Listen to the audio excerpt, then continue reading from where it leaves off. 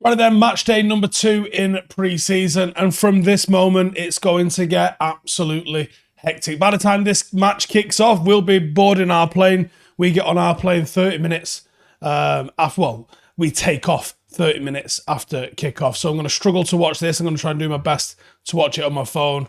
If you're waiting for a review for this, just bang on alerts. Make sure to subscribe if you haven't already, and this will be out after the game as soon as we land in New York, providing that we've been able to watch the game. That is, otherwise it might be even later than that by the time we've had a chance to actually review the game. But that being said, who are we playing? What do we need to expect? It's Lyon. Like I said, it's the second pre-season game. It's up there in Edinburgh, so I expect it to be raining again.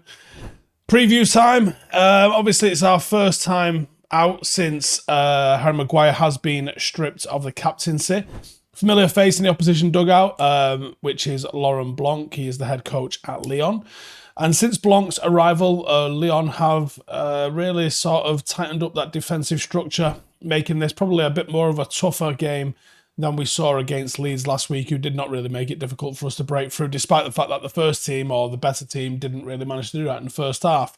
United are still missing starting players from the squad. We think that there's a chance the likes of Casemiro, Rashford, Bruno might feature in this one, but they might also have had an extended break post-internationals. The injury list remains the same, with Antony and Martial being the most notable ones that are on it. And Lyon have lost quite a few notable players, it must be said, on a permanent sale. Aouar, Faivre, Boateng, Mendes, Moussa, Dembele. So you should be seeing a significantly weakened Lyon side coming into this one, and that could be a big advantage for United coming into this one. Not that the importance is on winning this game, the importance has to be placed upon getting ready in this game. On the ins, they have brought in Clinton Mata and Skelly Alvero, who are a bit more defensive-minded, so it might be a switch to an even more defensively-minded sort of lineup as they go into next season, having lost some of the star quality that they have. Aouar, I think, especially would be a big loss for them.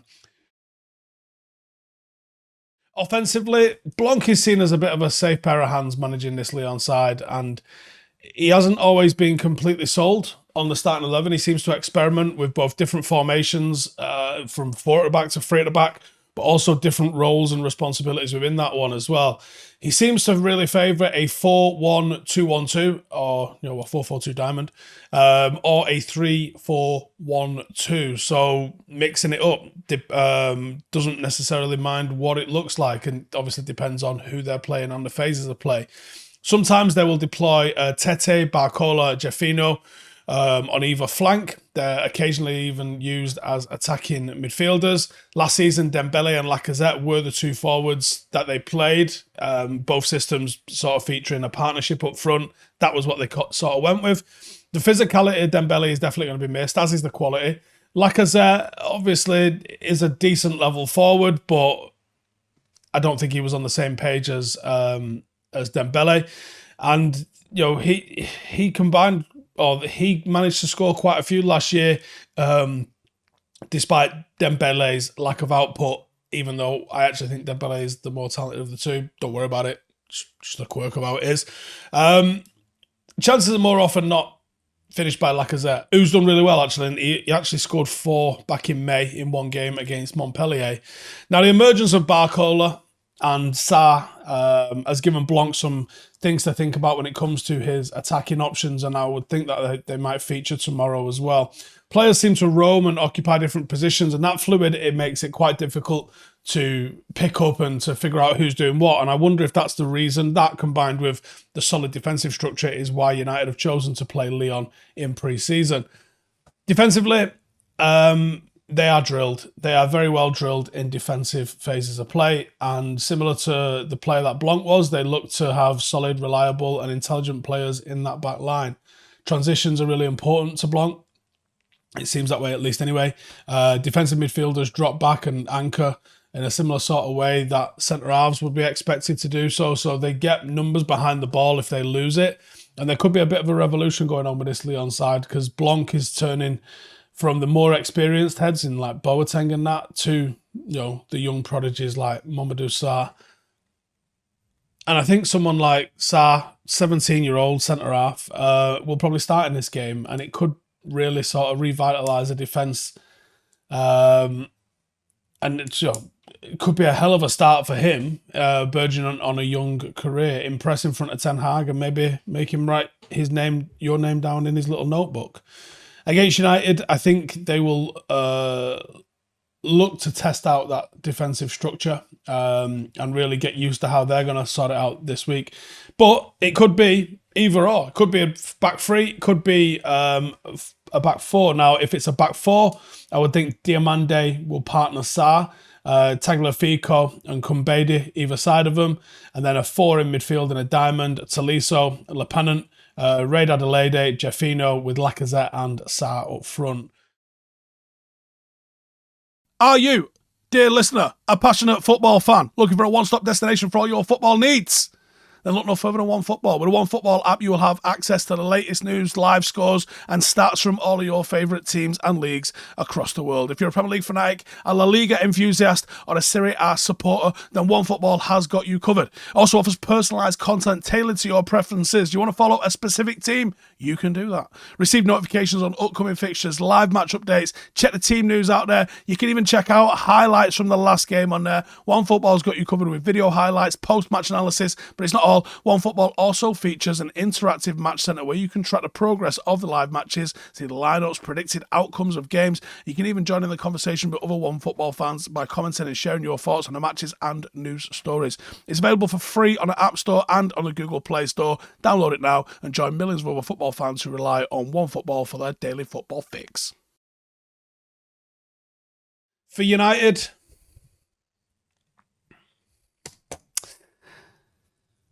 I think it'll still be Tom Heaton in net. I think it's a bit too early for Onana yet. I think he'll probably feature as soon as we get to America. And I'm taking a bit of guesswork here, but I think there'll be some minutes in the legs after some of the players return to training earlier this week. And I think you're going to see Wan-Bissaka, Lindelof, just as a bit of a change, alongside Martinez, Shaw, Casemiro, Mount, with Bruno ahead of them, or maybe not. Maybe it's Bruno that's deeper. Diallo on the right, Garnacho off the left, and I think just because there's not really other options up front, Marcus Rashford. That's what I think we're probably going to see. Starman for United, I think he's going to be Mason Mount. Look for him to build on what we saw. Obviously, he is still the shiny thing, and he's definitely the one to watch for multiple reasons in pre-season. But he can lead by example in this midfield. I think he'll get a lot of time, and I think United would do well to use the wingers in this. Diallo and Garnacho.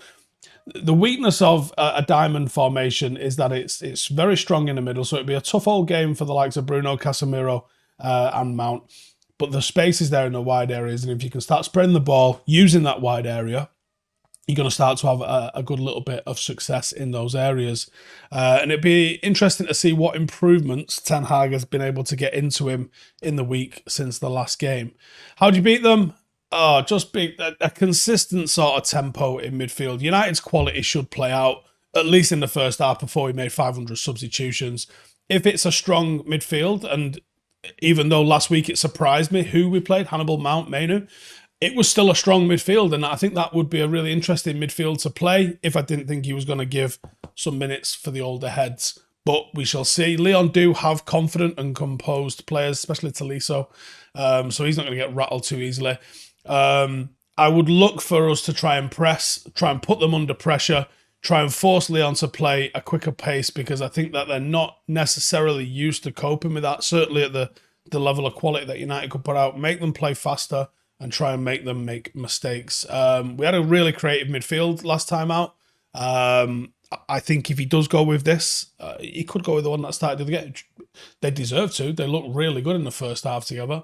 But I think that'd be that. And then versatility. Now, we saw a little bit of tactical flexibility. We all didn't really have a clue what was going on in the first half when Sancho was the false nine. But I think with Marcus Rashford leading the line, I think you've got a real good outlet if you need it in Marcus leading the line there. And you've got Garnacho obviously being very direct. And it'd be nice to see Diallo with some more options in front of him that he can actually try and... If Marcus is on the pitch, he's going to run ahead of Diallo, and that might take players away. That might make it easier for Diallo to get a shot off. It might mean that Gallo can find him. So I want to see those two play together and see what the chemistry looks like between them. But you guys let me know your thoughts in the comments. I don't think we're going to see Onana just yet. I reckon that'll be the first one in America. I might have got too giddy here thinking like Rashford and Casemiro and some of us are available already and they might not be. But if we roll like we rolled at Leeds, it shouldn't be too much of a drama. Let me know what you're looking forward to seeing in the comments. I'll see you in the next one. Laters. Hey, thank you for watching the video. If you are new around these parts, then don't forget to subscribe. My channel is proudly supported by my community on Patreon. If you'd like to get a little bit of extra content, a Discord group, meetups, five-a-side games, weekly podcasts, behind the scenes, and even an occasional bit of transfer news as and when I get it, then for the price of a pint, you can show your appreciation for the content that we make and get some goodies for doing so as well. Check the link in the description or click the button right here. You'll also find all of my socials here too if you want to follow me on any of those platforms. Nice one.